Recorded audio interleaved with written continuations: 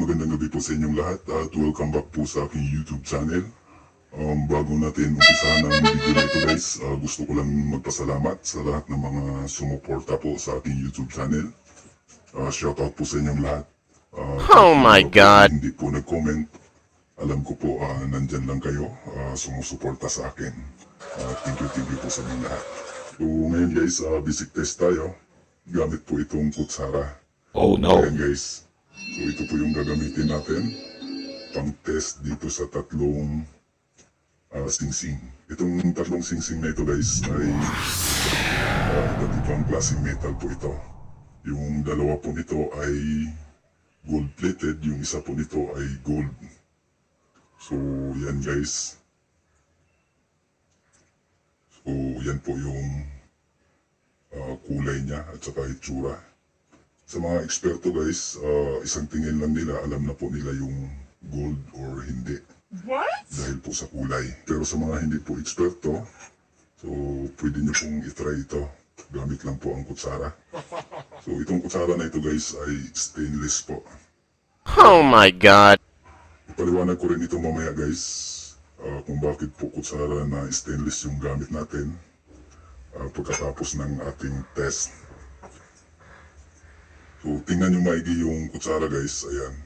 Kasi ikiskis ko po itong tatlo na alas na ito dito po sa kutsara. So, ayan, pakita ko po sa inyo. So, ayan. So, ang gagawin natin guys, lalagyan na lang po natin ng palatandaan. So, ito po, lagay natin ang number 1.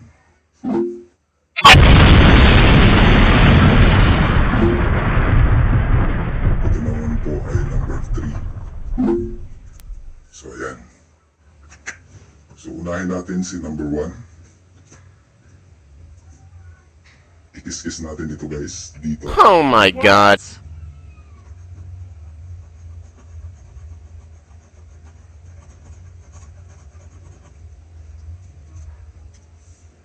Si number 2, kiskis natin dito.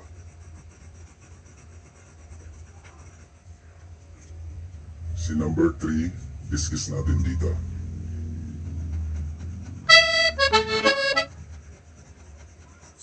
So, naririnig nyo guys, nung kiniskis ko, nagkaroon ng tunog. So, ayan. So, silipin natin yung resulta guys.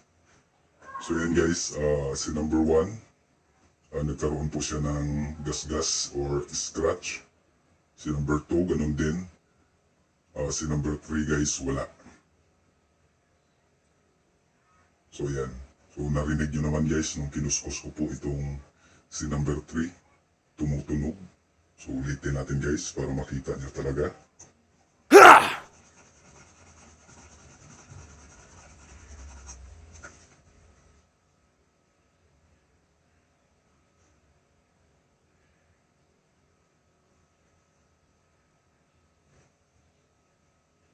So, ayan guys, wala. Si number 2 at si number 1 ay mayroon. Itong number 1 guys, ito po ay gold plated. Gawa po ito sa stainless. Tinubog lang po sa gold. Kaya magnetic po ito guys. Kagaya po ng kutsara. Ayan. Stainless steel. Magnetic po yan. So ayan po. Magnetic siya guys. Ang bili ko po nito ay 200 pesos. So, si number 2 naman guys ay hindi magnetic. Ayan. Dahil ito po ay gawa po sa copper nickel. Tinubog lang din po sa gold. At si number 3, ito po guys ay gold na 18 karat. So, kaya po siya hindi nagkaroon ng scratch dito guys. Kahit po kinuskos natin ng todo, so wala pong scratch dito. Dahil ang precious metal po na gold ay malambot. So hindi po siya nagkaroon ng scratch dito guys nung kiniskis po natin. Dahil ang gold ay malambot po ikumpara dito sa copper nickel na tinubog sa gold at sa stainless steel na tinubog sa gold. So kaya po ang ginamit po natin kutsara guys ay stainless din. At dahil pag kiniskis po ang parehas na matitigas na metal, ay nagkakaroon po ng scratch or gasgas. Pero sa malambot po na metal, kagaya ng gold, ay hindi po siya nagkaroon ng gasgas. So yan guys, kitang-kita po yung resulta, no? So yan guys, kung nagustuhan niyo po ito, paki-like po itong video na ito. Thank you.